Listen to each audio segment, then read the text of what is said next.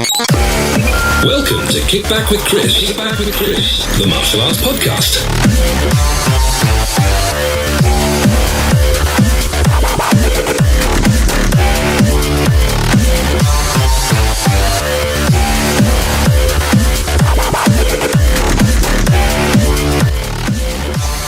Brought to you by www.mittmaster.com. Hello and welcome to another episode of Kick Back with Chris, the martial arts podcast. As is becoming a bit of a theme, sorry for the delay, guys.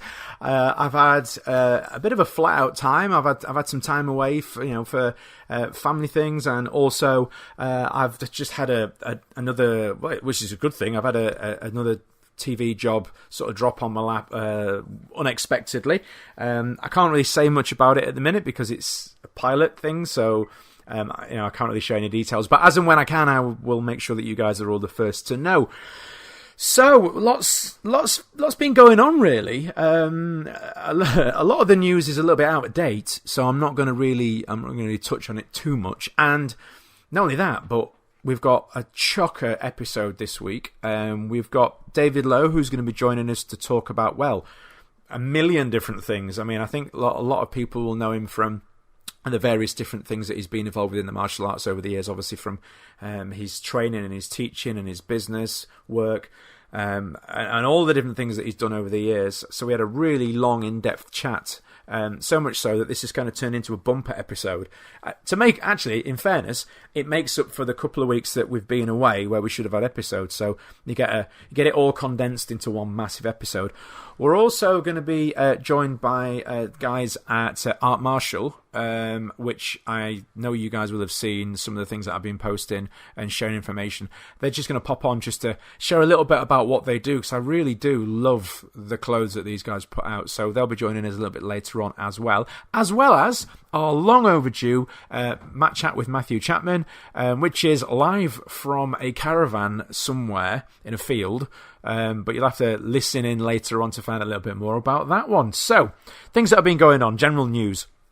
First of all, the Southwest Martial Arts Show, I have been confirmed as being booked for that one. So on June the 20th, 2020, so all the 20s, myself and along with some other guests, including Zara Fithian and a few other people, have already been confirmed. So that's super cool, you know. We know that the show itself is going to be going ahead, and I'm going to be there again. So if you're wanting to come and train with me again, I will be there at that one. Another news, a really exciting one for me, because I'm a total TV and film geek when it comes to martial arts stuff. If you've not seen it, the trailer for a TV series called Wu Assassins, which is, well, from what I can see so far, easily going to be the best martial arts based TV show there's ever been. Even better than Martial Law, which for me I have a little bit of a soft spot. But, joking aside, this one looks absolutely amazing. So starring Iko Uwais, as well as, and if you're not sure who he is, most of you will probably know him as the lead from The Raid and The Raid 2. It's also starring Mark Dacascos, who you will know if you've been listening to this show for long enough. He's one of my personal favourites. So to have these guys together playing the same character in a sort of a bit of a twist. I won't spoil it too much. I would just say go and watch the trailers for it. But it's gonna be out online. I'm trying to remember if it's Netflix or Amazon. Being the utter pro that I am, I've just shut the window where I had it open. So let's just have a look now whilst we're here, because I don't want to get it wrong. Because I don't want you all going like it's Amazon, I believe, or is it Netflix? Oh, I can't remember. Let's have a look. Netflix. It's gonna be on Netflix. There we go.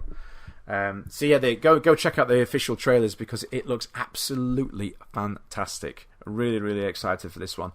In other news, well, it doesn't really count as news, but it's still super cool to me.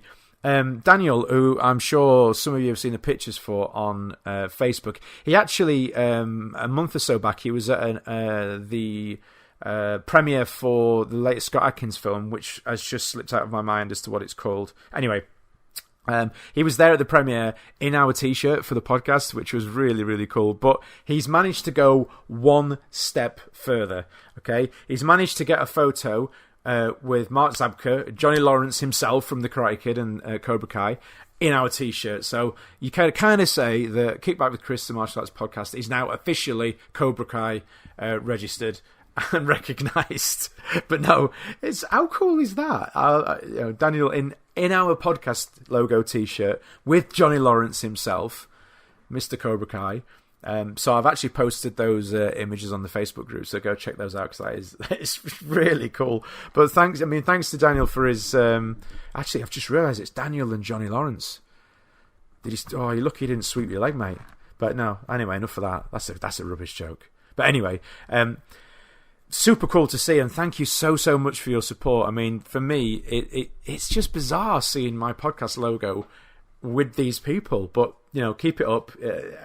If you can beat that, I would be so surprised.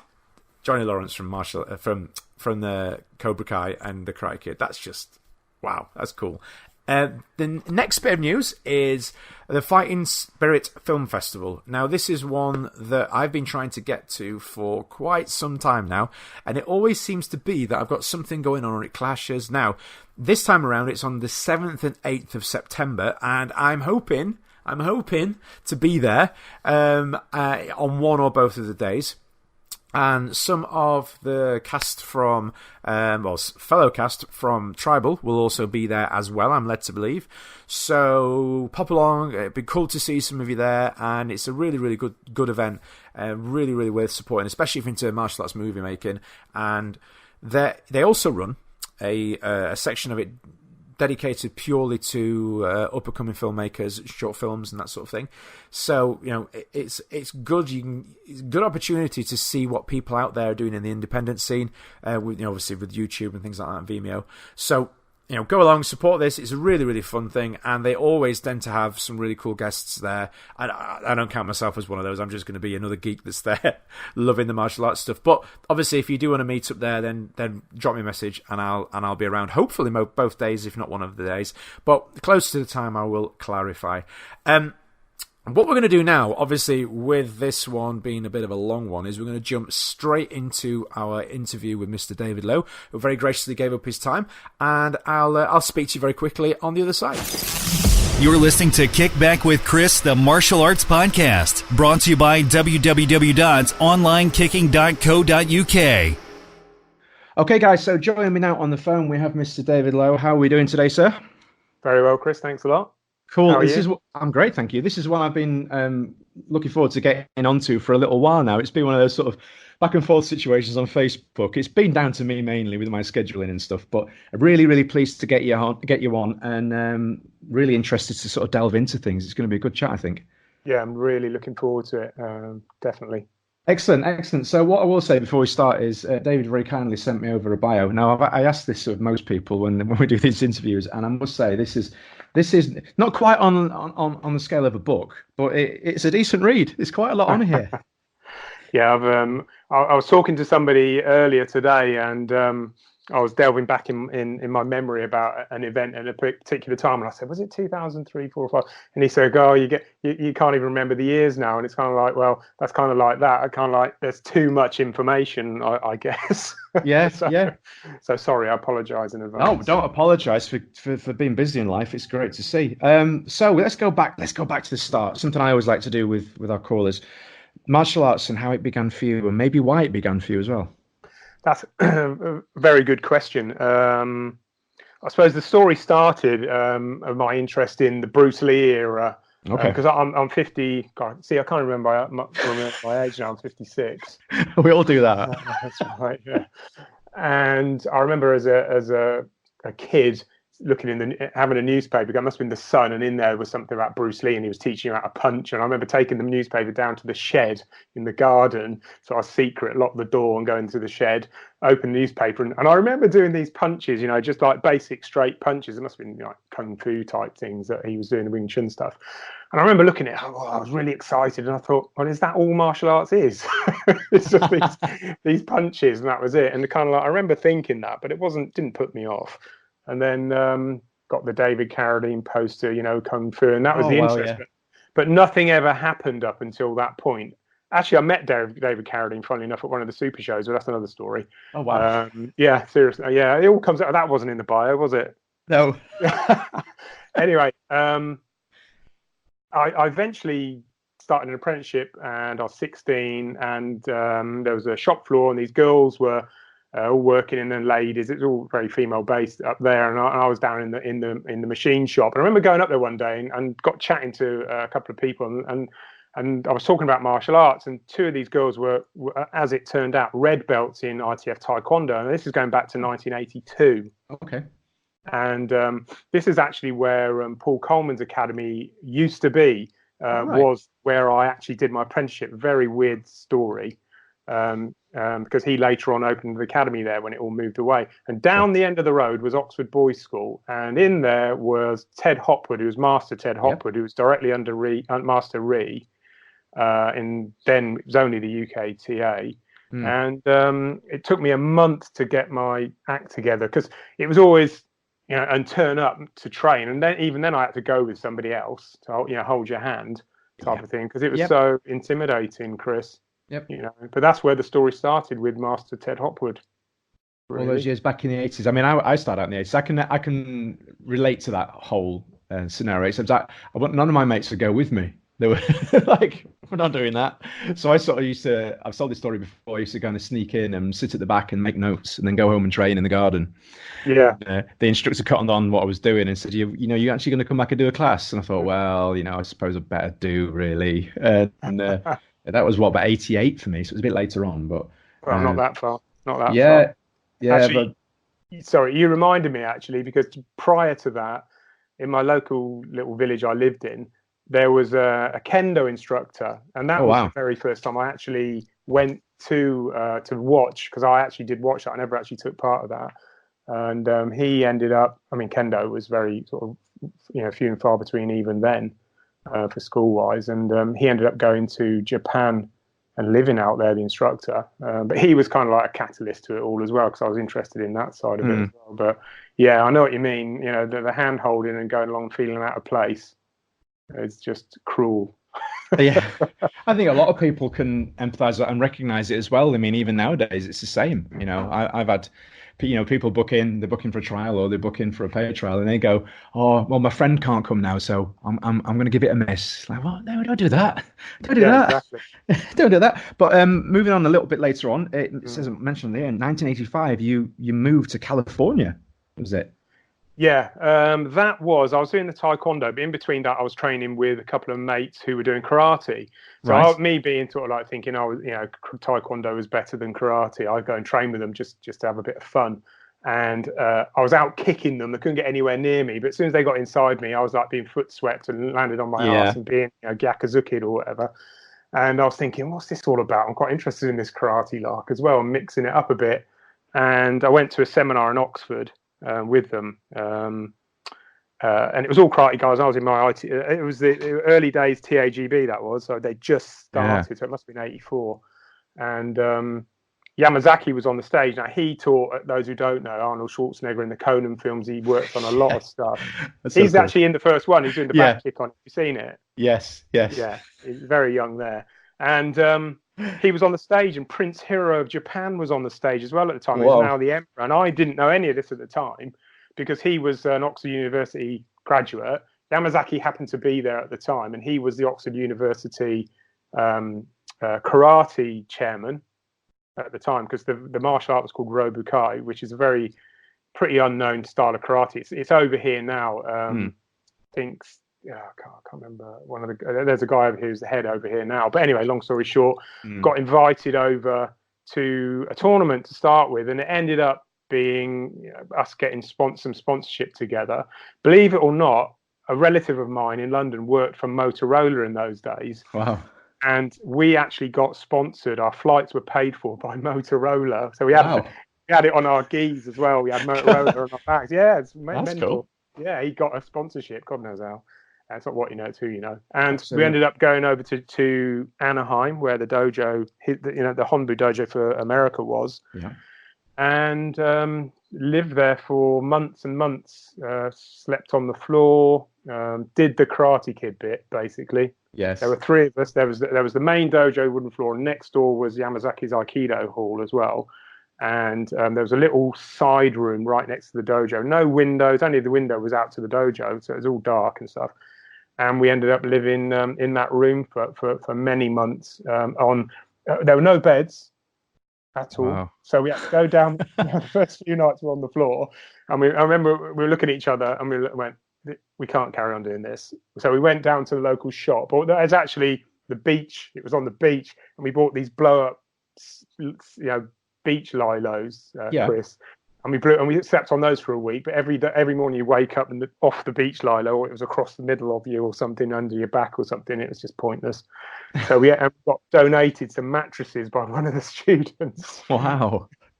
And that was it. And Yamazaki was in his 40s then, and it was just after all the Conan and the films, and Red Sonja and some of the other stuff he did. And he worked with Lee Majors as well on some of those films.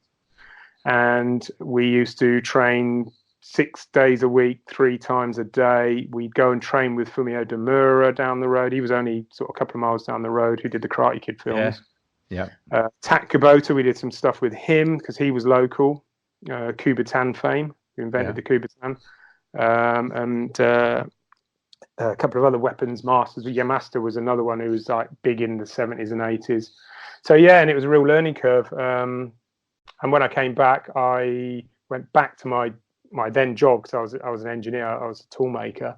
Okay. And my karate instructor at the time, because I'd switched to karate, he was full-time, and that's how he said, "Well, why don't you just go full-time, Dave?" And I went, "Okay, that's a good idea." So I jacked my job in. At the time, it's like what they call the E-Myth, isn't it? Everyone read the E-Myth by Michael Gerber. Yeah. And he calls it the entrepreneurial seizure. When you think that's a good idea, I'm going to go into business, but you've not planned anything at all. And I was teaching a couple of classes a night myself. That was it. So I opened up in Marlborough Leisure Centre, but I planned it for a few months. And at that time, I'd signed up. Blimey, I had 60 people registered for the first night. Wow. And it just from there. And I ended up with 6 never full time, Chris. In those days, EFC wasn't over here. There was none of that stuff, because EFC was a billing company, really.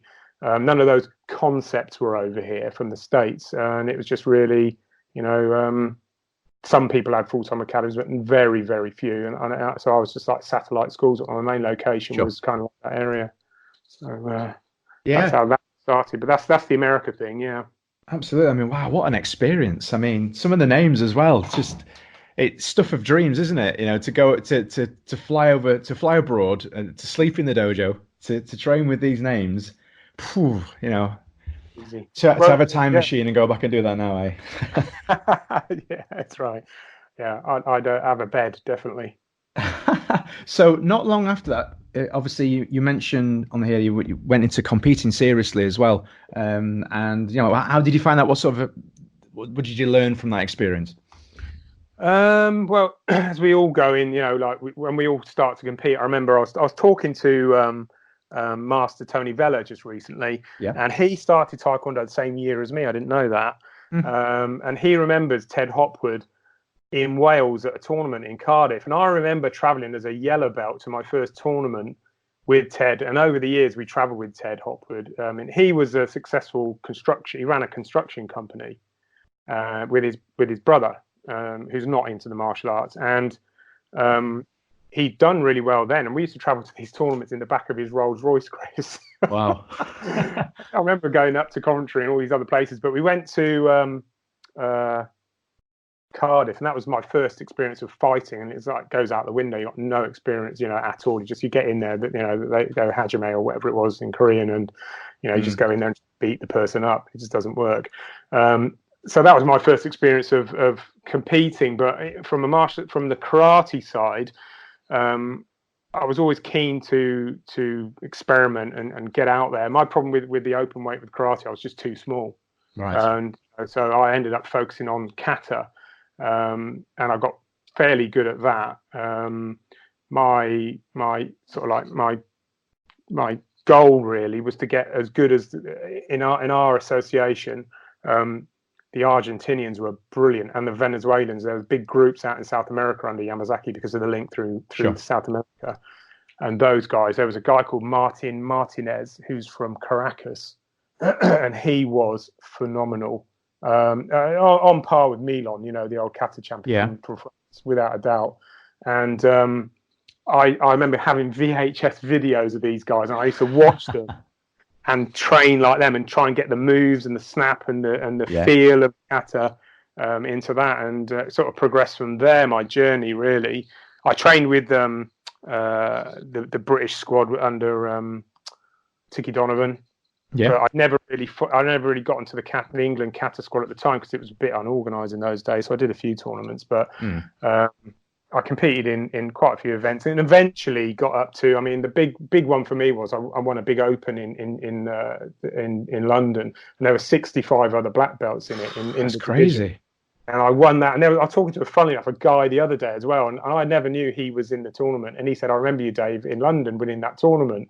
I said, "Were you in it then?" And he went, "Yeah." He said, "I was Goji Kai," and he said, "And you did that kata where you jump in the air and stuff." And I said, "Well, Unsu," because I used to do a mix of Okinawan kata and traditional Japanese. Okay. You know, I do super impe, seipai, Unsu. You know, for anybody who's in would know those kata. And that was the big one for me. And then the main one, the international one, was I didn't win it, but I got bronze at the Chojan Miyagi Memorial in San Diego. And we were on deck there at 9 a.m. We didn't actually compete until 6 at night. It was ridiculous. Yeah, we've all been there. Yeah, you know the story. So, but then in '95, because I was, and that was Morio Higuana's tournament. He used to put on it for it was more of it was an open event. Sure. But their absolute standard was just unbelievable. You know, these students from traditional Japanese instructors and all sorts of people in the States and from everywhere globally. But I realised I had to focus. I got too many injuries, and I had to focus on my business, Chris. Sure. I had 7 locations at the time, and if you're injured, as you guys know, and you're the only person, or you've got a bit of unpaid help, which isn't the best. It doesn't pay. So I just retired gracefully. Yeah. And bowed, so to speak. Yeah, no. Well, I mean, having experienced and had a great deal of success, so we'll respect you in that in that area. But so you say obviously, was it as obviously I've been there with the physical side of things as well, and you mentioned a lot of instructors suffer from, which is burnout. I think the thing is, a lot of, especially with dealing with parents as well, they think, you turn up at 5 o'clock, you kick and punch a bit, and then you go home at 9 o'clock. And then nothing else happens. And they just seem to not understand the other elements of it, the difficulties involved in it. I mean, was your experience, was it a combination of obviously your experience running those 6 schools, having that experience of sort of burning out that maybe gave you the idea to focus more on the sort of coaching and business side of things later on? Yes and no. I mean, the way it transpired. I mean, in the early days, Chris, I had a very low golf handicap. Right. And the reason was I'd be playing golf 3 or 4 times a week during the day with the retired guys, who I learned a lot from, because they're what they call the golf bandits. Yes. And I used to love my golf, and then I'd go and teach. But then the marketing side got in the way, and I had to get in, and so the golf took a bit of a back. It was nice at the time, I can tell you. But the burnout came a little bit later, because I was getting busier, I was getting more students, I was traveling around too much. I tried to do too much too quickly. Yeah. I got up to probably about 220, 30 students at the time in different locations, and I remember one time teaching, and I just went dizzy and nearly passed out. Wow. And I really in the middle of a class, and I remember thinking, I've got to sort myself out, because you're rushing from one place to another, just doing too much, and you get that, like you said, that burnout, and just that overwhelm. I suppose you get that in any business, but especially in ours, where it's a physical thing. I had to deal with that, and I did end up closing a couple of places and focusing more on some of the central locations that I was busiest in. The other, I did farm out a few instructors to satellite schools that came up through the ranks back into those towns, but you can only do so much. That's why it's very important to have, every solution creates a problem. Yeah. In anything, whether it's, if you fix something, that fix will create another problem somewhere. Whether it's a good problem or a bad problem, it creates a problem. So, and that's kind of like where I go with my coaching, because I know you never get it right, because there's always something happening, something new happening, something changes, somebody leaves, somebody cut anything. And I had to focus really on that, but I started to focus on my instructor training as well, and bringing up people from within when I was teaching then, to replace me, if you like. And that's the hardest thing, because nobody likes change, but the weather changes every day, but still nobody likes change, especially your students. And you know this, if suddenly you're not teaching that class that they go to, that's it, the end of the world. And unfortunately, you need to, it's a fact that it will happen at some time, so you need to phase those situations in. Yeah. Yeah, I can 100% agree with that. I mean, I've fallen foul to my own inability to see past myself in that respect. I've 16 years I've been running my school full time, and now 20 years actually in the industry teaching full time. And the majority of the people that I knew when I started out teaching full time, none of them are teaching anymore. It's only just this last few years that I've kind of got, I kind of see why now.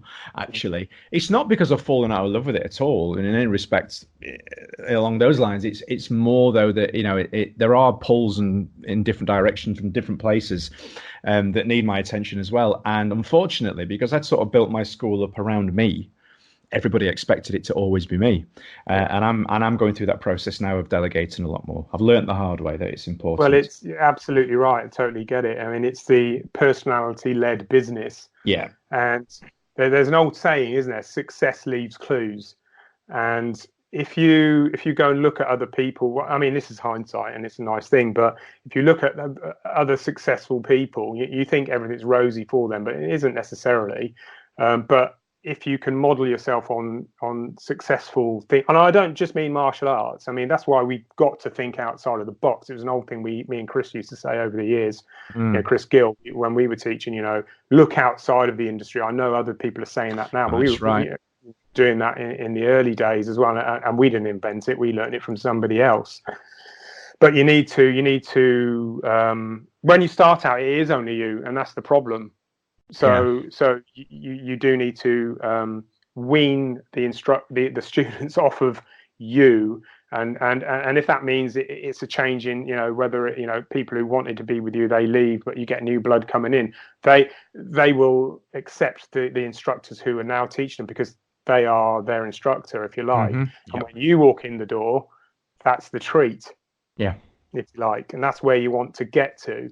I'm sure everyone listening on this would accept that. Some are there, some need to actually implement that. It brings me back to the change when EFC came over and NAPMAR, the early days with NAPMAR, and I was still teaching then, but fractionally before the NAPMAR thing, it was like going from teaching charging per lesson to charging per month. Sure. And that was, and I remember learning that from EFC. It was like a waiver form, and basically, and I can't remember, it might have been Tom Callis told me this, but he said to me, don't just change everybody, give them 3 months waiver, leave the ones who are on now, even if you're making a change in anything, leave the ones who are your dedicated followers, you're the ones that are committed to you, waiver them off. But anybody new walks in the door straight away, they're on the new system, because they don't know any different.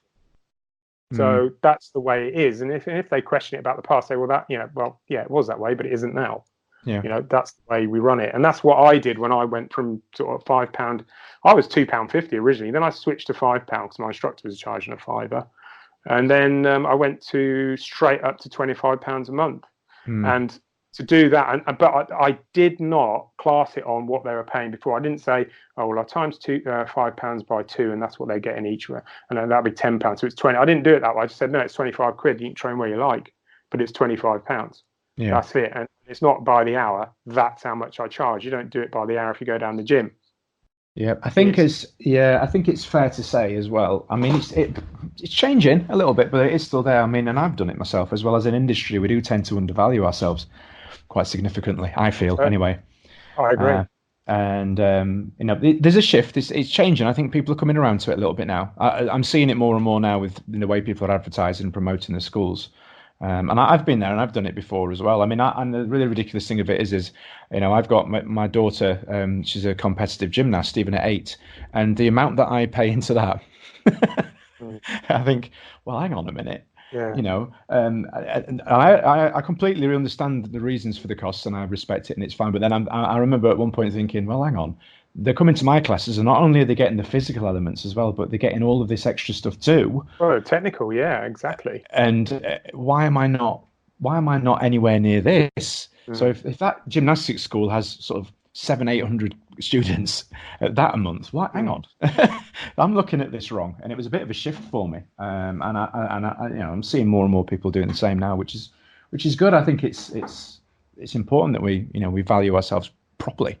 Because one thing I have also picked up on as well is, now that I'm charging a sensible and still fair fee, I'm now able to give more back. I'm able to do more. I've got staff now.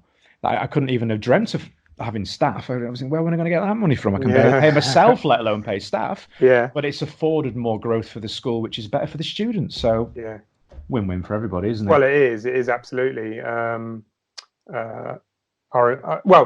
Valuing you. You just reminded me of another story then, but I won't go off on a tangent. But well, I'll tell you quickly. This guy. Go for it. This guy.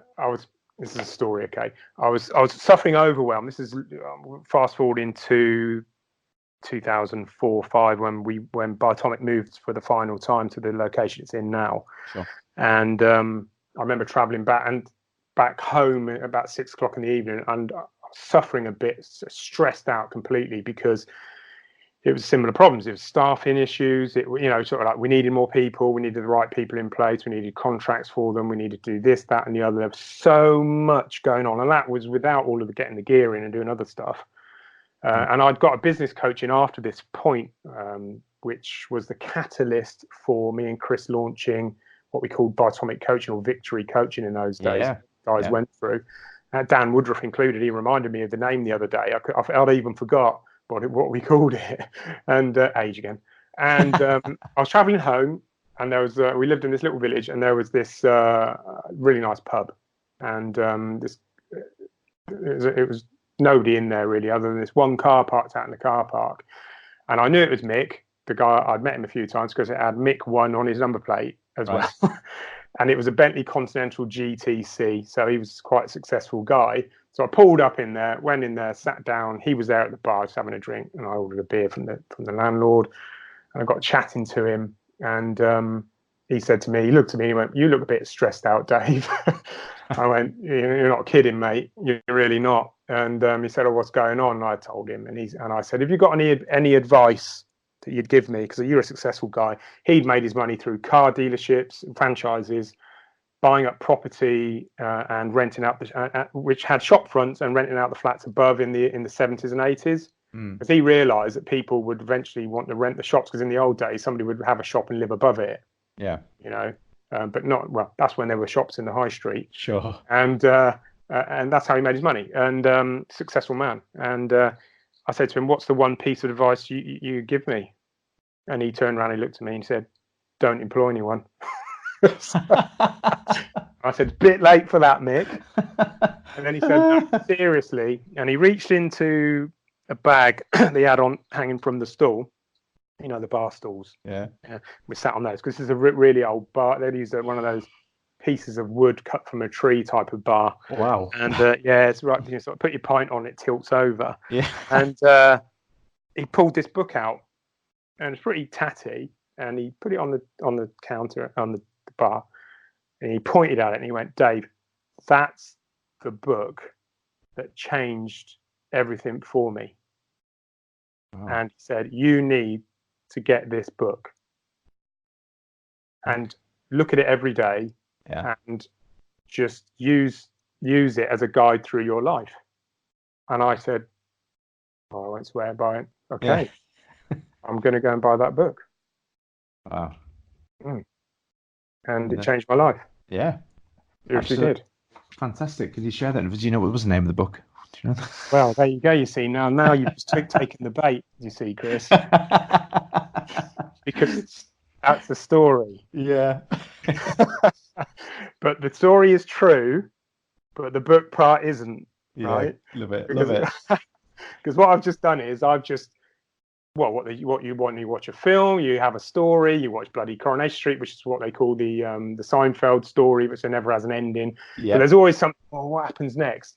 And what I'm alluding to now, I'm sorry to play this trick on you. Oh no, it's good. I love it. Go for it. This is what all martial arts guys should do, because when somebody comes in, I'm going off on another tangent. Oh, it's great. Go for it. This is what the new people coming in want to know. They want to know what your story is. They want to know. They don't want to know about your all the bloody trophies you've won, all the medals you've got, and you won this, and this. I learned that lesson years ago. They want to know your failings, your success stories, what's in it for them. You've been there too. They're just like you. It's the origin story that I know I've jumped forward a bit. This is what I'm teaching now with the funnel side of it, and how to put that story into your offer to get them to give you your email address and exchange this. I give you this, you give me that scenario. But it is the story, and it's not just that part of it. That's the connection. I was talking to somebody about this the other day, and they're saying, "Oh, I can't get. I've tried everything. I can't get. It's the worst year I've had this year." And this is the truth. I'm not sort of like telling you a story now, Chris. And I'm on edge now. Yeah. So what was the story now? It's not true. No, this is true.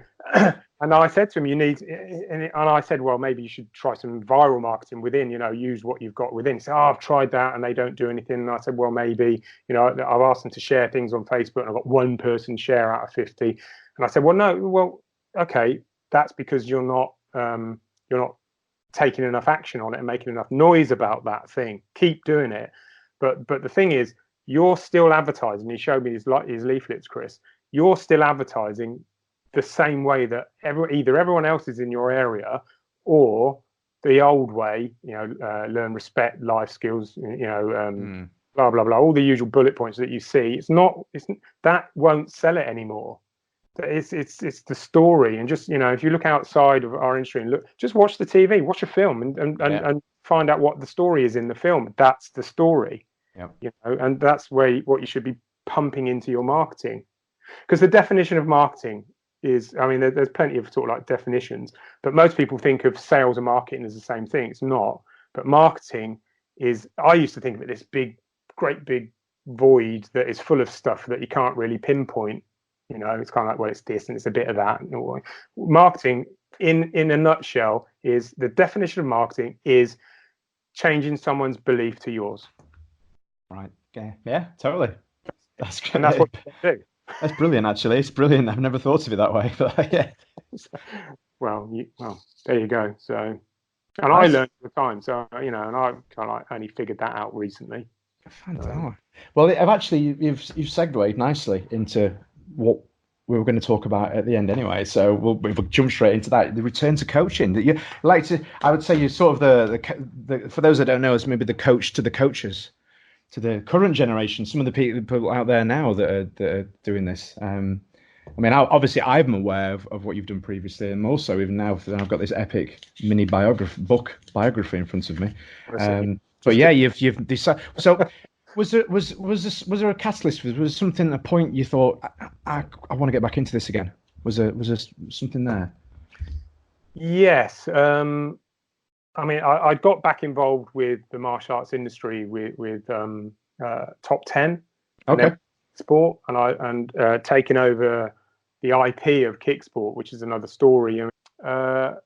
I got approached by. I'd always stayed in touch with Frank Silverman in the United States, sure, and Dave Wall, who's the vice president of Century Martial Arts, and a lot of the other guys on and off. And I just said to him, look, is there still a chance for me to get Maya back? And last year there was not a lot of people know this, but there was a martial arts super show in Germany last year.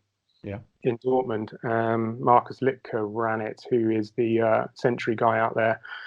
It's not on this year, but there will be another one next year. And I met with Frank out there and got back on board with Maya, but I was already, so that's running again now. And we've got our UK spin on it. I brought Chris Gill back in because he's still coaching the industry. He's got guys who have been with him. I'm not kidding, Chris.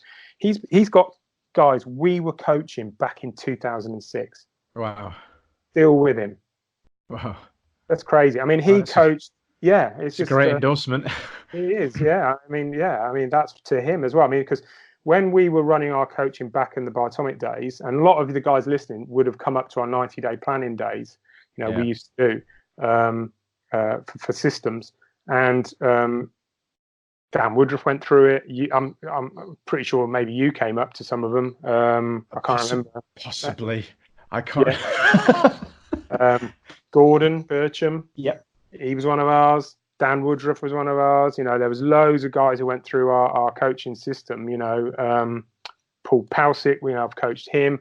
Too many to mention that I can even remember.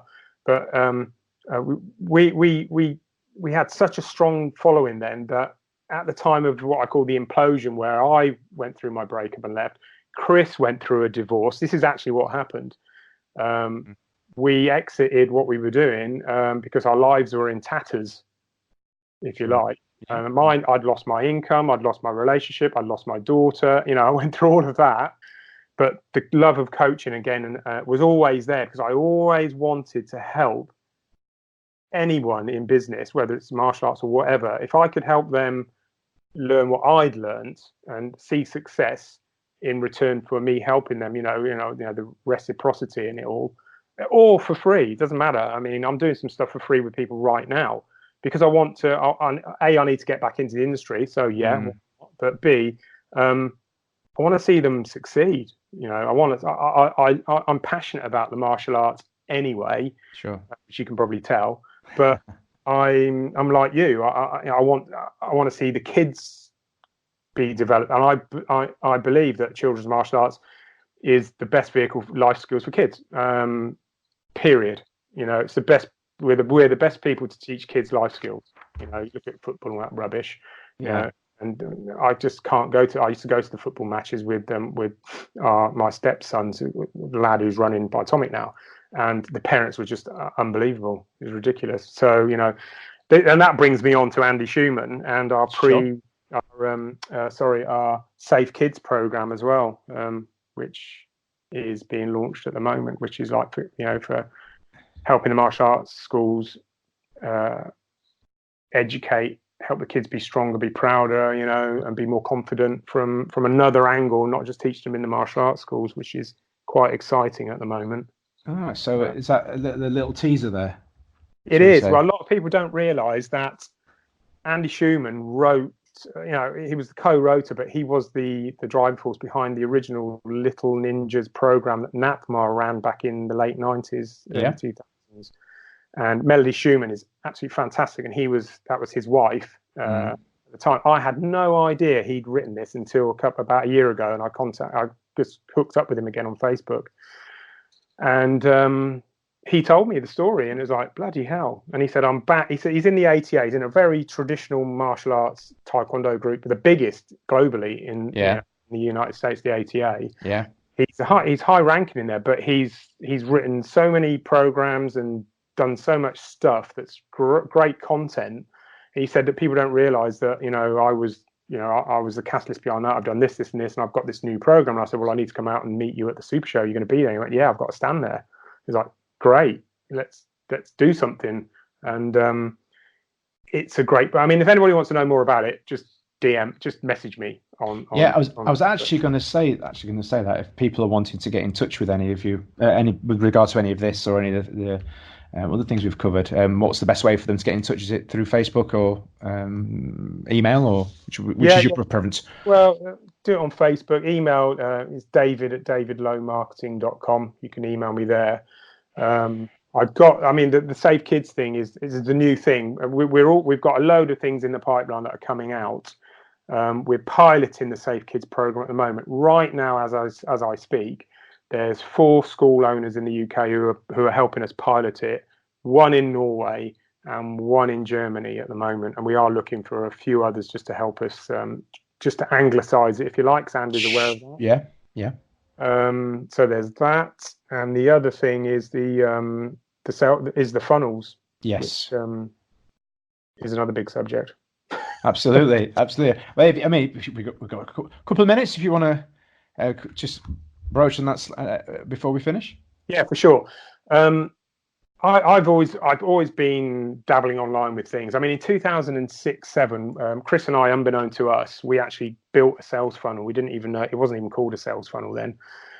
Which ahead of your time. Yeah, it was, because we used. Some of you might have heard of Frank Kern. I mean, we used to follow Frank Kern religiously back then, and I bought one of his programs online. It was $2,000, and it was called Mass Control 2.0, right? And it's like, when you think, right, psychological stuff going on. It was nothing to do with mass training, by the way. It was different, and we already had our coaching system in place, and it was all about creating what you know as taking your talent and selling it online. And ebooks were quite the in thing then, and they're coming back as well now. Absolutely. So what we did was I've got the man in front of me, I'm looking at it now, and this is the draft copy, flicking through it now. And we I think I posted a picture on it on Facebook the other day. We wrote the manual, we built the page, we had to integrate the email system into it because it was a series of follow-up emails on it as well. We had to actually somehow upload the whole manual in a PDF onto Amazon, which was a nightmare back in those days. You're talking 12, 14 years ago. Hard enough now on Amazon S3, whatever it's called. Well, it is straightforward, but it's just crazy. And I remember we built the sales page, and it was based on our coaching system that we were teaching that for the people who just didn't come to the course. And I remember we hit open cart, that's what they call it. We drove off down to Torquay, and then about 24 hours later, we opened the computer again. We were thinking, I wonder if we've sold anything. And we had about 70 downloads. We'd done about 5 or 6 grand just in the 24 hours, just on downloading this ebook, for 90 quid or whatever it was we charged for it. And people still remember it now and say, when are you going to rewrite that, Dave? So that was kind of like, that was the catalyst of it. So I've always been involved with that side of things. And the funnel side of it, everyone's got a website. Okay, this is the sort of like the quick version. Everyone's got a website, and everyone's using probably at the moment Facebook for marketing, which is great, and you should still use it. But if you have a funnel, a sales funnel, then you can take them down a series of steps. If you've got a website, and you send them from your advertising, wherever it comes from, Facebook or wherever, to that landing page. If you do that, and it's your website, but it's a sign-up form on there, and there's no call to action. There's none of the marketing stuff I was talking about. There's none of the reciprocity, or another word for it is results in advance. I used to teach that as well, which is a Frank Kern thing, which is like give, you get in return, and then you sell later. It was just they'll land there, but they can go anywhere on your website because you've got so many tabs there. You can go to locations, about us, contact us, about the instructors, class times. They'll just go all over the place, and they won't necessarily do what you want them to do, which is put their email address in and sign up. If you do get them to get their email address, a lot of instructors aren't collecting those email addresses in lists, segregating those lists into specific tags, and then retargeting the people who don't sign up anyway. So that you're missing a massive opportunity, guys, out there, by not doing that either. And we've been teaching this, me and Chris, for years, but now we're really focusing on it again now because it's a lot easier to do. So what I got involved with ClickFunnels about a year ago, and I really focused on it for the last 6 months. And I built a series of funnels. I thought this would be perfect for the martial arts industry, because what happens is this. You have a landing page or a squeeze page. Your objective is to get their email address in exchange for the information they want. But the story I told earlier, that's what's got to be in your video. It's got to be, great, welcome to the page. I know you're here for one reason, to find out more about the martial arts industry. We are the place for you. We believe that, but we've got more to tell you. It's not easy when you join up with our martial arts school. It's never easy walking in the door. We've got a free guide for you now to help you get over that hurdle, explain more about the martial arts. All you've got to do is put your email address in there. We've got some great offers on the next page waiting for you. Just put your email address in, click the link, and I'll have more messages for you on the other side. Thanks a lot. Wow, am I going to write all that down? That's it. There you go. And that's your message, right? But then, and you give them a downloadable ebook or something, or a video. Yeah. But what you've done is you've created, so this squeeze page, they've entered the funnel. Now you've got them onto the sales page, and then you stack your offers on the sales page, which can be in the form of a voucher, a one-on-one lesson, some money off on their first month, a grading, the first 6 months of the grading syllabus to get this for free today. You know, it's just like a downloadable thing again.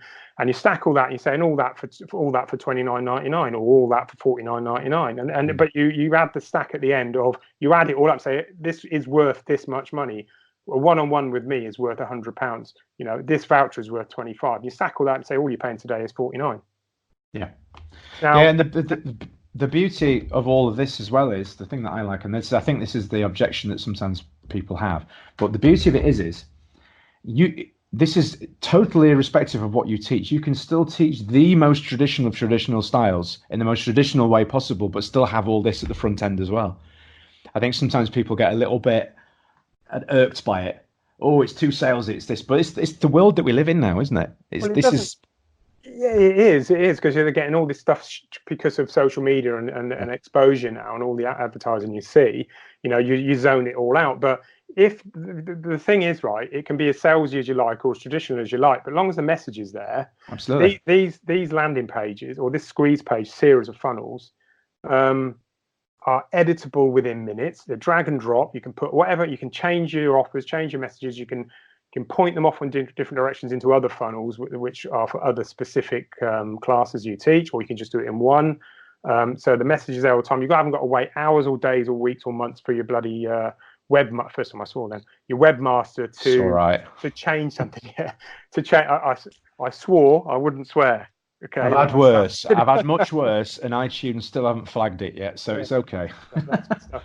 But this sales funnel, and then at the end, right? I mean, and you can add loads of different things onto it. I was on a coaching course earlier with a guy who I'm building them. One of them I'm building them for, and when they've done when they say yes, I want to join, because I've tested all this. Remember, I even tested it on my daughter. She was looking at BJJ classes, and she showed me a few that she'd been looking at, but she hadn't gone to them because of this thing we were talking about earlier about going in and walking in the door. Yeah. I showed her, and I said, Georgina, would you buy from this page with the offer? And she looked at it and she went, yeah, of course I would, Dad.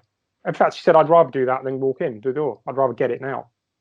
So that's proof that it will work. You know, some are old school, most are becoming attuned to the way things are done, but you can change it quickly. And then also within that, you can add on what we call an order bump. So when they pay, you can say, well, by the way, we have a membership portal as well, which we'd like you to join. Normally it's £25 a month. You get it now for £5. And they go, click the button. They go, oh yeah, okay, then I'll have that for £5. They get that. And in there, you can record all of all the steps from white belt to the first 6 or 12 months of their journey through your school. If you pre-record it and add it in there, that's one time you got to do it and leave it and let it run. And that's an extra income for you based on the membership, you know, and you can open that to your own school anyway, or people already members. It's just the time to put it into place. And you can edit that and put different things. You can put your courses in there. You can do all sorts of things online, you know, like Matthew Chapman's doing a lot of stuff online as well. Yeah. You know, it's kind of like going down that road. But what you guys need to realize now is you already have a sales funnel. The physical one is this. As soon as that person walks in your door, when they physically turn up, they're at the top of your sales funnel anyway. So you already have one. And it's called walking in the door. And then you've got to then you do the bit I was talking about. Yeah. Convince them this is right for them. Yeah. Then you try and sign them up. Then you get them signed up, or they'll come and they'll go. But that's the process. But you're just doing this online, but you're making your life a lot easier. So here's the best bit, Chris. As soon as you've got that email address, whether they sign up or not, you've got their email address to retarget. Yeah. So you don't have to keep spending all of your money on the people that you don't know on your Facebook advertising, because you can start marketing from within the people who have already expressed an interest. That's the key. Yep. That's it. Yeah, well, and there's a lot more to it. Absolutely. Well, that's for another day, I suppose. Well, listen, thank you for this chat. I have learned an immense amount, not only about yourself, but some ideas for me, my school to implement as well. So thank you for that. As we said earlier on, anybody that's interested in getting in touch, obviously, what I'll do is I'll put the contact details in the show notes, and I'll also link from Facebook as well when I post this out. Thank you very much for your time. It has absolutely flown by, and as I mentioned before, it's gone on a lot longer than we anticipated. But let me just say this: if anybody wants a sales funnel, I've got a free template set that they can download. Perfect. It's on www. And I'll give you this anyway. masalesfunnels.com. So I've actually just written it down as well. yeah, but you will need your own ClickFunnels account. You get a 14-day trial. That's the catch, if you like. But you've still got to pay for hosting anyway, and that is it. That's the hosting. As soon as you've got that, I can help you implement it. I'll guide you if you need more help. If you're already familiar with it, great. If you've got a ClickFunnels account, guys, you're getting them for free anyway. Yeah. But if you go through my link, then I will help you. I even have a Facebook page that is specifically for helping people build the funnels. Perfect. Anyway. Perfect. Well, thank you. Yeah, thank you very much for your time. I'm sure we'll get lots of people commenting and asking questions on this. So brilliant, absolutely brilliant. Have a great rest of your day and weekend, whatever it is you're up to, and we'll catch up soon. Yeah, thanks a lot, Chris. Brilliant. Enjoy our podcast? Please remember to subscribe, rate, and review Kickback with Chris on iTunes today. So a big thanks to David for his time today. Really in-depth, honest interview, I would say. Actually a lot longer than what you guys heard. I had to do some selective trimming to get it to fit within the podcast. But great content. So a massive thanks to David for his time. As he said, if you're interested in getting in touch with him regarding any of the content that he discussed, all the details will be in the show notes. And I'll try and put some of the links within the Facebook posts themselves as well. So please do go check that out. So in other news, I mentioned the Southwest show at the beginning of the episode. And they're actually going to be doing something really cool for Jackie Chan's charity that I work with, the JC Dragon's Heart Europe group, to help raise some money for them. Now, if you've not seen the work that the charity do, you can go out actually and check their website. If you just Google search JC Dragon's Heart Europe, you should be able to find it through my website as well. So if you go to chrisjonesaction.co.uk, there's a tab at the top with regards to charity work. And the Southwest Show have very, very, very graciously given up one of their framed posters. Now, when we were there at the event, they had a couple of posters that they were having the instructors and guests sign, and they've got two of them framed up, and they have very kindly agreed to donate one of those to a silent auction, with the money going towards the charity. So if you're interested in placing a bid, they're going to be taking the bids on the Southwest Show Facebook group, which again I'll link in the notes and in the actual Facebook post as well. So between 10 a.m. on the 3rd of August and 10 a.m. on the 9th of August, you'll be able to submit your bids. Now, I am presuming that if you submit a bid and then change your mind and want to submit a higher bid, that is okay. But obviously, with it being silent bidding, it'll be whoever bids the highest gets one of the two frames. Now, there are two, okay? So I'm assuming it'll be the two highest bids that get a frame poster each, and then the money is going to be halved, and it's going to be between JC Dragon's Heart Europe and another charity that one of the other guests was supporting as well. So, get involved. It's a great poster. There's the likes of Lee Charles, there's Zara Fithian, Mark Strange, myself, if you're interested in that, Aaron Gasser, the Ginger Ninja Trickster, loads of other people that were there. They've all signed this poster, so a great one for the collection if you're a martial arts fan. So go check that out, and best of luck with your bids. Oh, and I'll be sure to let everybody know who the winning bidder is as well, and we'll perhaps get them on the show even if they're interested. An extra perk there as well. So now we're going to be going over to, I mentioned at the outset of the show, just a quick chat now with the guys from Art Martial who have been putting together these really fantastic pieces of artwork, prints as well as clothing as well, and really caught my eye a bit the various different events that I go to. I keep seeing them there, and we've spoken on and off about getting them on the show. So this week they've popped along to have a quick chat just to talk about what it is that they do. So I will catch you on the other side. Brought to you by www.mittmaster.com. Okay, guys, so joining me on the phone now, we have Marco from Art Martial Clothing. How are you doing today, sir? Hi, guys. I'm all good, thank you. Good. Now, I bumped into you guys. I'm trying to think when it was now. Was it was a martial arts show of some sorts. Yeah, I can't remember which one it was. We've attended all of them, so we've crossed paths probably many a time. Good stuff. Yeah, I like to get around, don't I? But yeah, I remember walking past your stall and seeing these really cool T-shirt designs. And what sprung to mind was they were quite a bit different to what you normally see out there. Yeah, and that's exactly what we tried to go for when we launched probably 18 months ago, to be honest. Just a little bit of background. It was my colleague Matt who came to me with an idea around the fact that he couldn't find. He'd just started doing Wing Chun, and he wanted to find an almost lifestyle leisure casual T-shirt. Now, what he didn't want was the usual sort of I love karate or karate dad style sort of gimmicky stuff. Yeah. But then he appreciated that on the other end of the spectrum, you got a lot of more specific MMA stuff. So there's loads that cater for MMA, but he wanted something for the more traditional martial arts. He couldn't find anything, so he came to me with the idea and says, in a nutshell, should we start creating some T-shirts based on our passion and what he was looking for, because he thought he'd found a niche. So we dived in 18 months ago and we haven't looked back since, to be honest. Absolutely, and it's so true. I've got, I am that stereotypical martial arts dad, and my wife, bless her, she's like, I can see her sometimes. She's like, "Oh, are you going to wear that?" It's like, well, yeah. It's yeah, I've got it. I'm a martial arts. Yeah, I've got to wear it.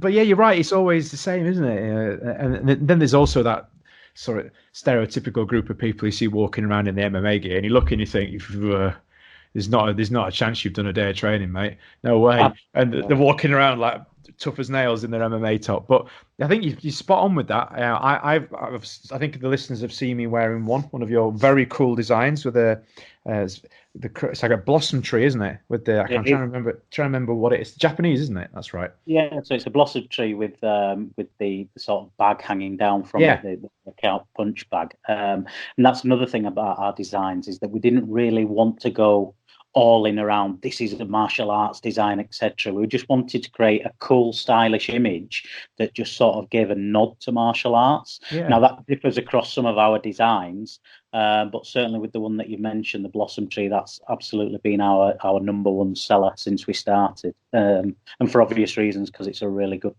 T-shirt. It is, and so much so that when I've been out and about wearing it, and a number of people have said, "Oh, that's cool. Where'd you get that from? Well, that's a nice design." I'm like, "Well, funny you should say that." Yeah, and you've got as well some really cool comic book inspired designs, haven't you, as well, which I really like. Yeah, so we've had to play around with the different concepts to see is there one particular design that people like, or should we actually branch out and try different designs? Because some people like sort of tattoo based designs, some people like the more manga style, some people like more traditional style. So we thought, well, actually, we did a little bit of a poll on Facebook to see who are sort of the legends of the traditional martial arts, and people came back and fed their information in. And the ones that sort of stood out were Miyamoto Musashi, sort of Imi Lichtenfield from a Krav Maga background, and obviously Ip Man as well.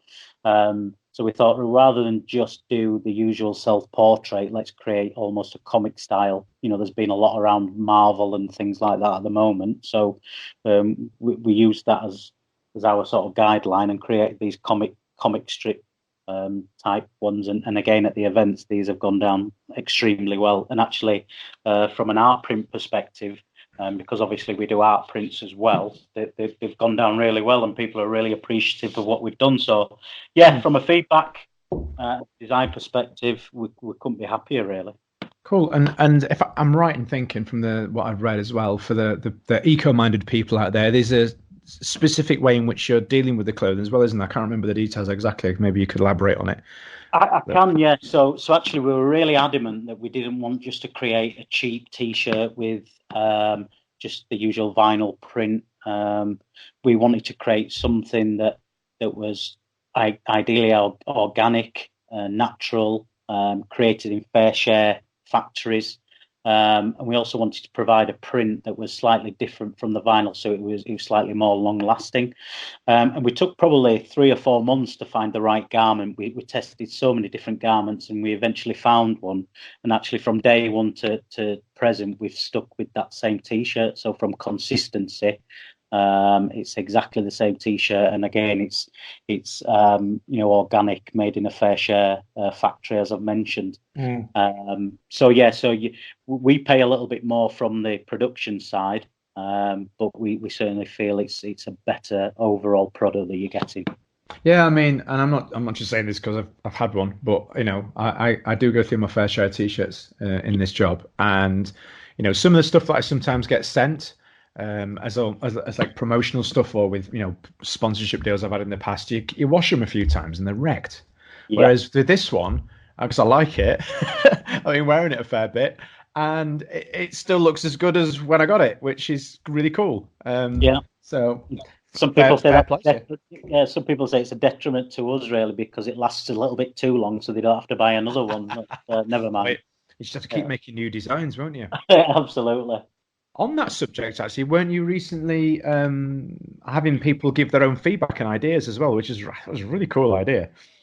Yeah, so in the lead up to one of the recent events, we thought, again, we'll just put a poll out because, we're not the experts in terms of knowing, what's the best design, which martial art to focus on. So why not? Who better to ask than the audience themselves? So we've collated feedback from loads of people around inspiration around a couple of new designs. And actually, we've got not just one design that we'll probably push with. We've got sort of a handful, a bank of designs now that going to add into the pipeline, if you like. So really exciting times, and that ranges from a kicking element from a TKD perspective, which I know is something of your interest, all the way right through to around sort of like the not so much specific to martial arts, but things like the lotus flower or the Buddha head and things like that. Cool. And that's not just putting them on a t-shirt; it's giving them our little slant and angle, creating that a bit more design led. But yeah, absolutely overwhelmed with the feedback. So we're on with that at the moment. We've got some stuff in print at the minute. So yeah, it's watch this space really. Fantastic. So a little side note here, but I believe through your involvement in this now, you've actually become more involved in martial arts yourself as well. Absolutely, yeah. So as myself and Matt, and as I said, Matt was doing Wing Chun and previously, and now does jiu-jitsu and kickboxing. And I was just so inspired. I'm a rugby lad previously, but I got to that point, that age where you need to start retiring, and I was struggling what to do with myself because I missed that sort of combative element. Didn't know anything about martial arts in terms of other than karate and that kind of thing.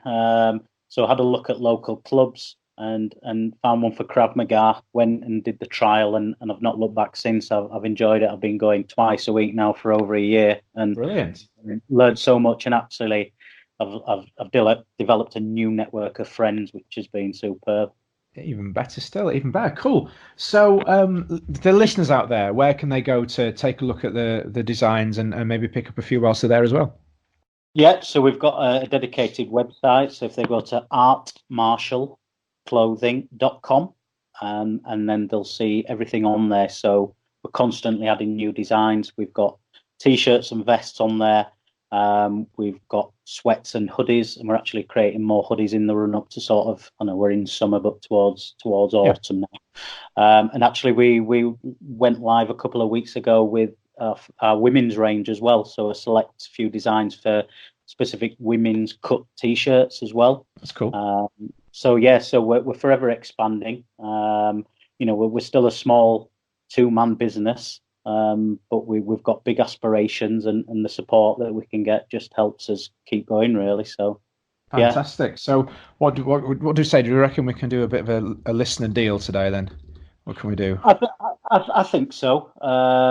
Even though all our products are absolute best value for money at the cost now, I just have to get that in. Yeah, of course. More than happy to offer a discount for your valued listeners. So that's not a problem. Awesome. So if they use a promo code, which is I've actually mentioned this before, guys, so you should already know it.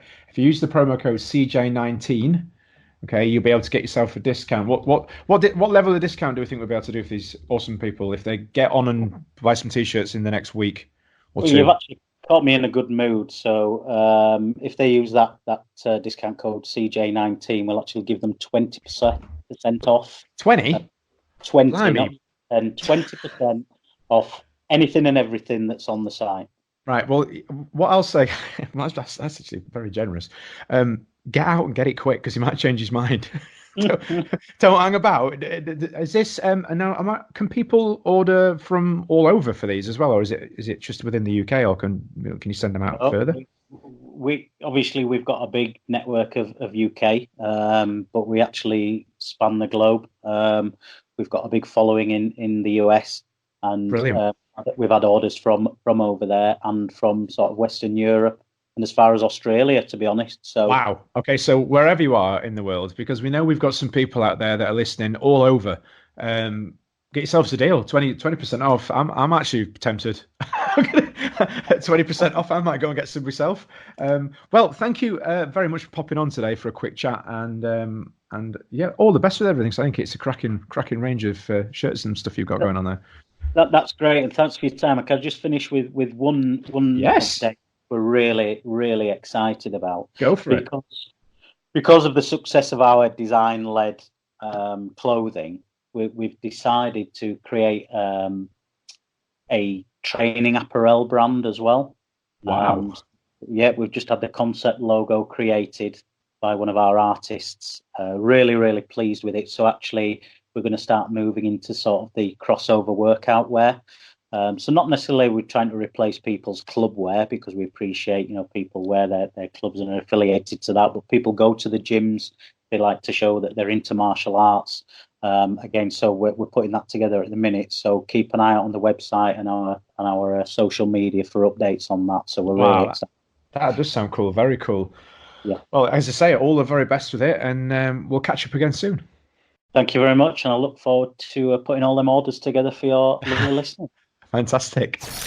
Brought to you by www.mittmaster.com. So guys, you can't really say fairer than that. 20% off. I mean, that's not going to last. If you're joking aside, if you're wanting to go and get one of those t-shirts or hoodies or prints, I'd go get it really quick, because that is such a stupidly good deal. It's unreal.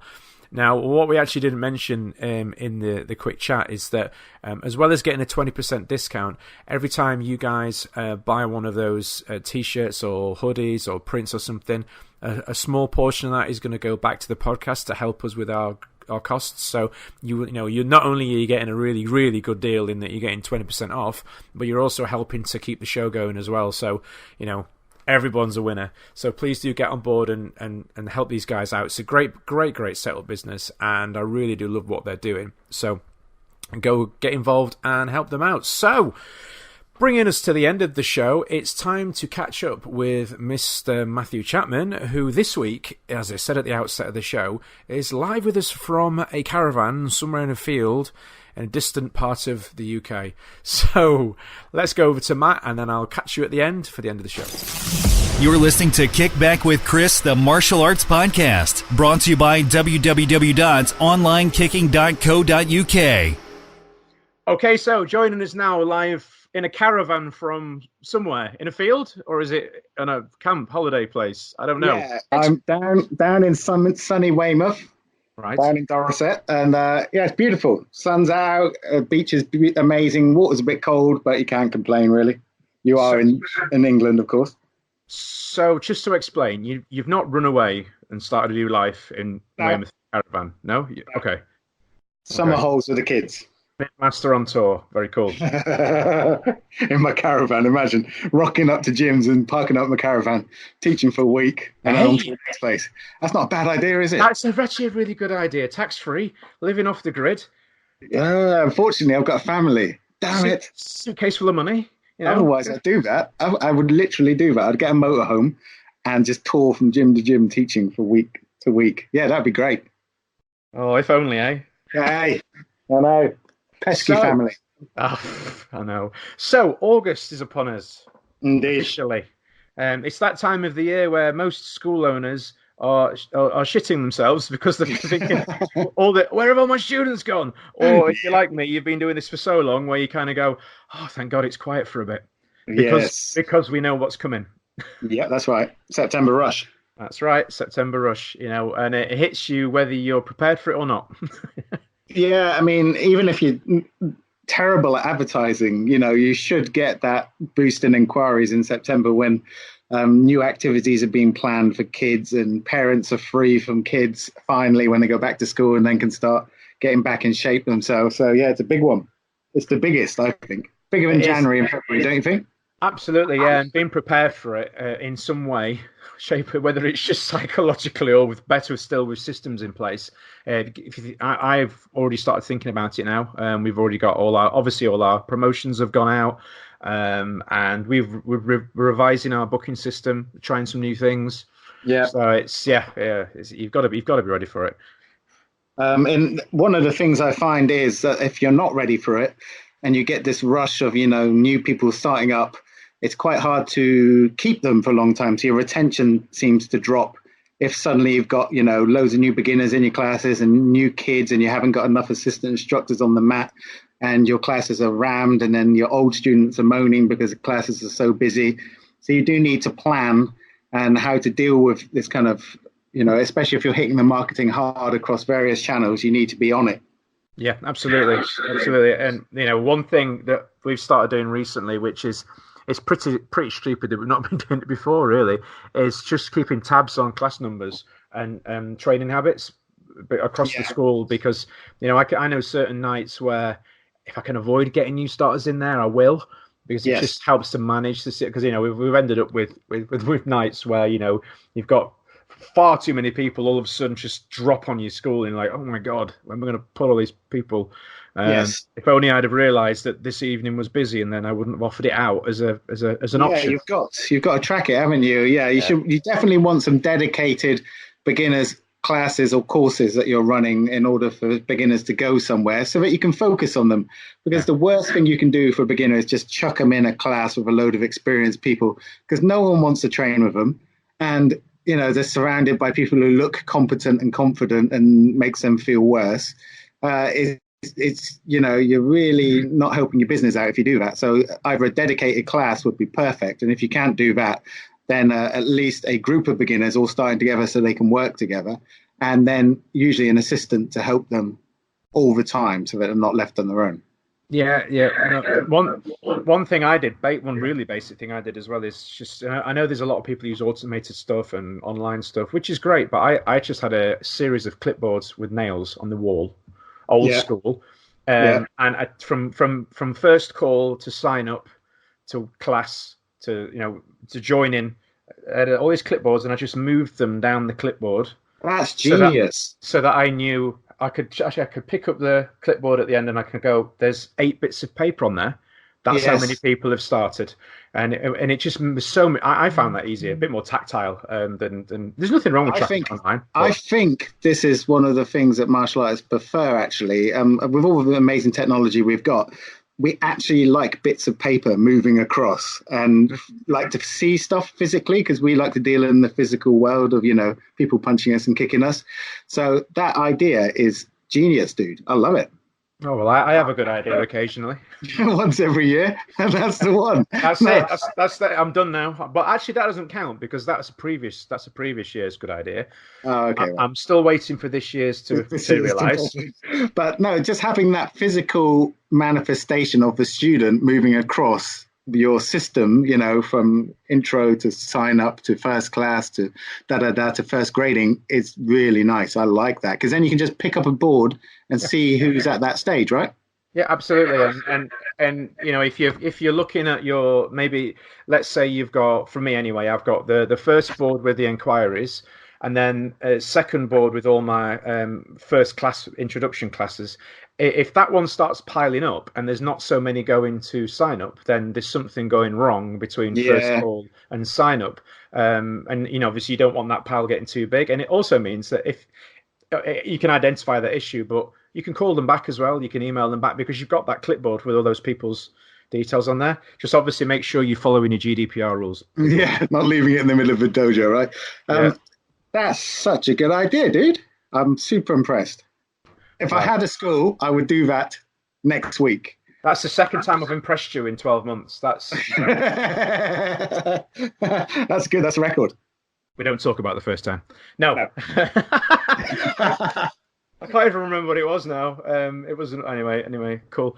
So yeah, that's if that helps anybody out there, I'll be putting together an online course explaining how to do it now. And putting together a course. No, that's such a good idea. And what I used to do for my students is have 100-day TLC program for new members.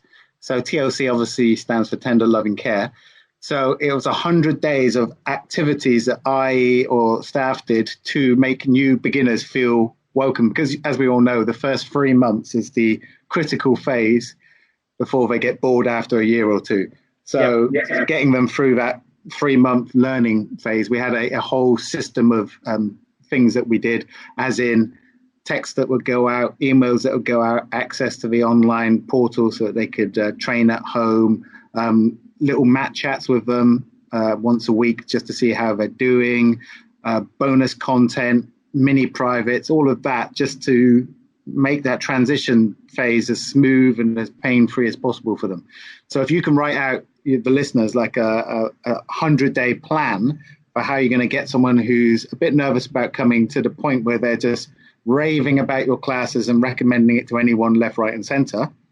You want to map that out and then follow it and tweak it and work on it and edit it. Absolutely.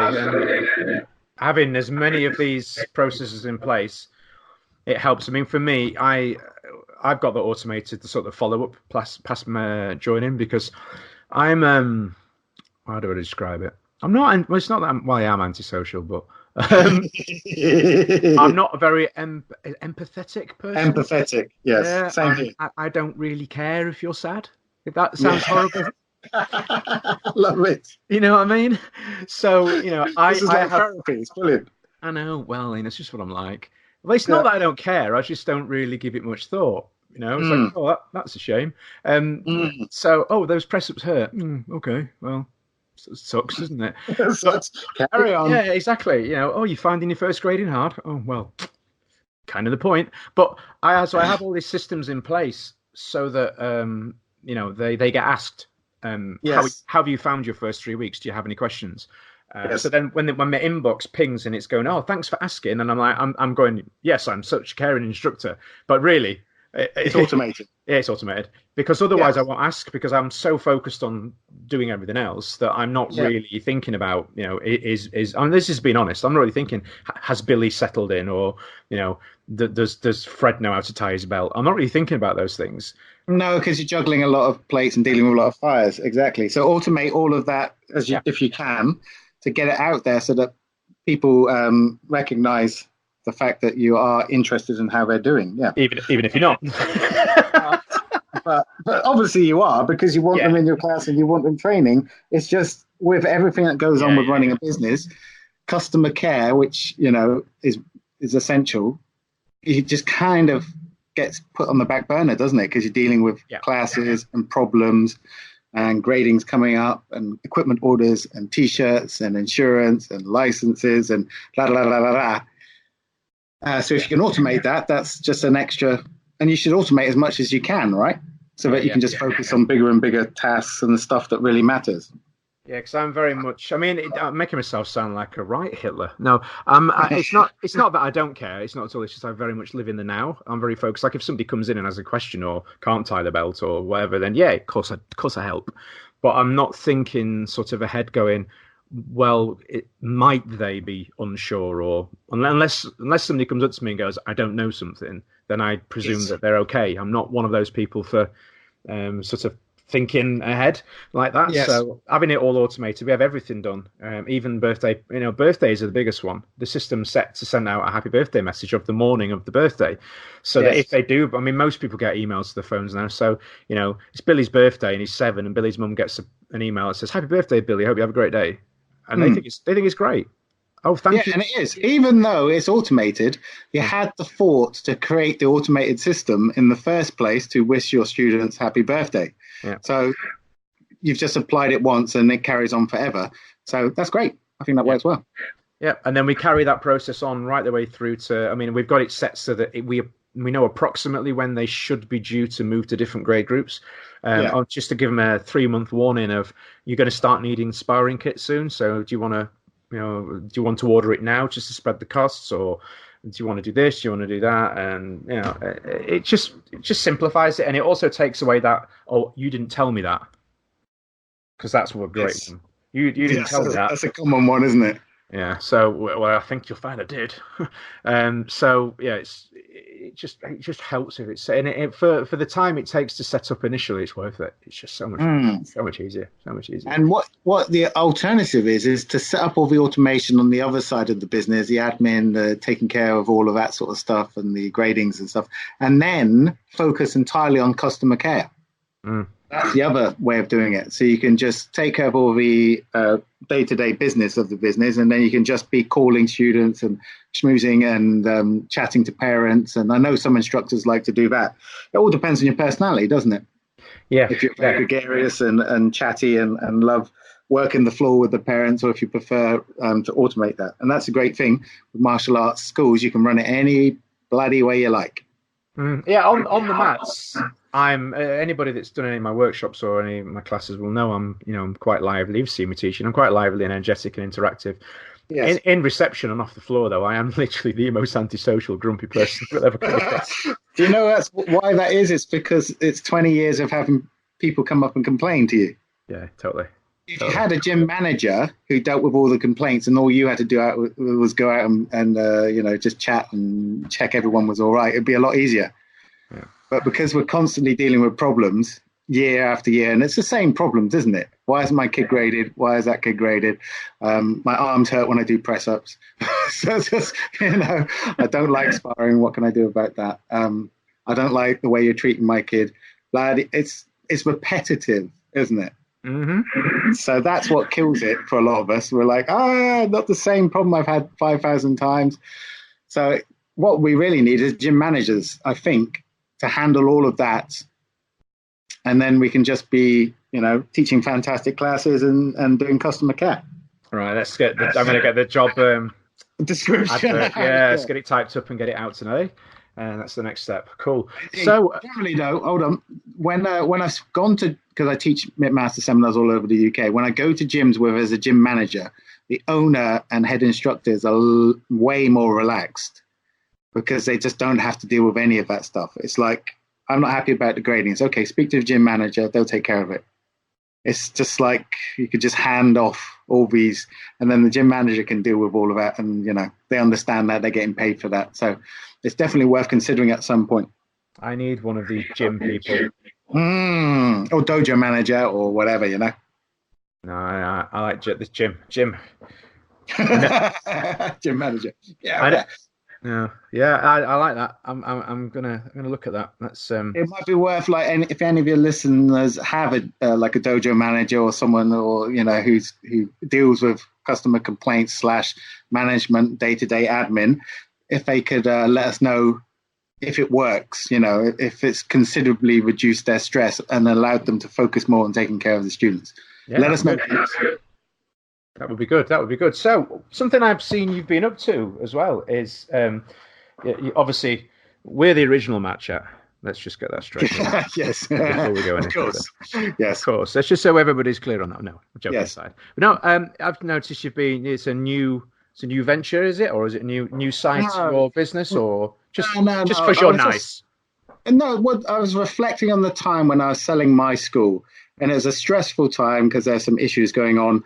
And I was, and I thought at that time, I'd really appreciate just chatting to someone who's maybe been through it and done it, and they could give me a bit of wisdom or just like settle my thinking down, because it's quite lonely being a martial arts instructor. We have other people we talk to, but we don't really talk to each other that much. And we don't really get a lot of help for free.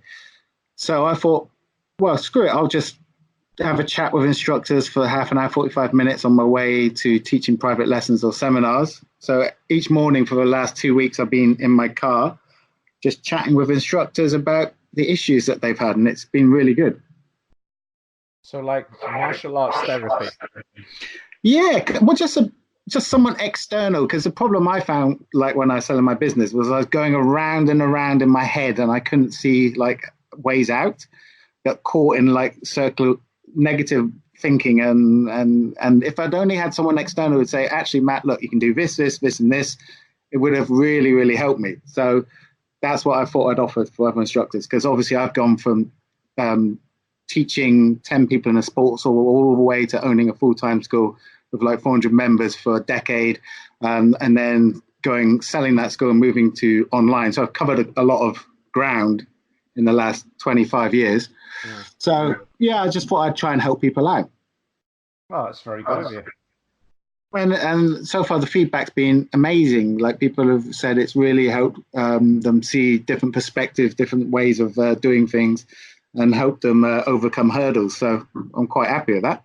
Excellent. Well, it's a few thousand other people just found out now, so you might be getting a lot of phone calls. I might get a bit busy. Yeah. So if you know me on Facebook, just send me a message if you want to have a chat with me one morning for about 45 minutes on anything you like to talk about to do with business, martial arts, cake, or anything else. I'm trying to be less fat, so maybe not. We're on a well, I don't know. It's not as I'm not on a diet plan as such. It's just life. Yeah. Life as such. But no, we are, as I said on that post I put on Facebook, we're not back bigger and better. We're back. Yeah. Well, I hadn't got on the scales in a long time. And because my whole job's changed from prowling the mat, kicking people, to sitting on computers and working in hotels, I had to put on a stone extra. And I hadn't realised. I got on the scales, I was 15 stone. I was like, holy.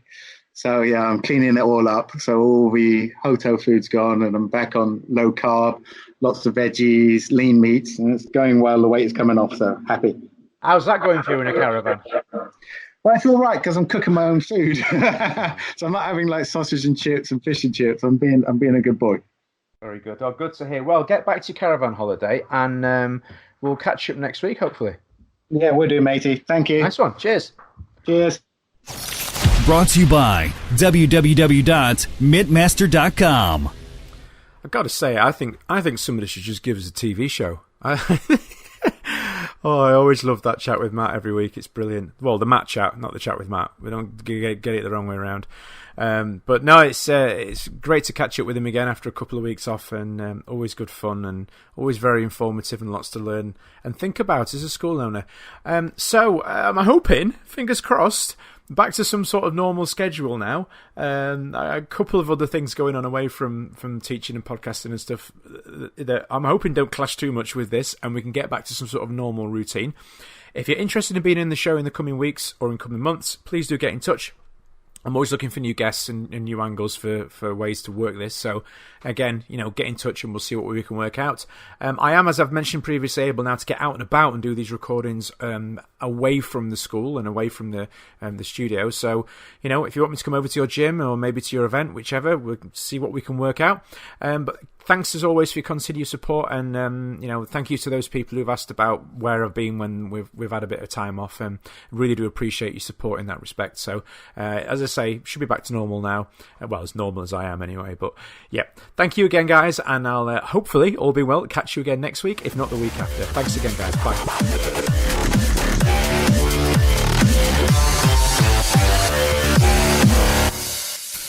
Enjoy our podcast? Please remember to subscribe, rate, and review Kickback with Chris on iTunes today.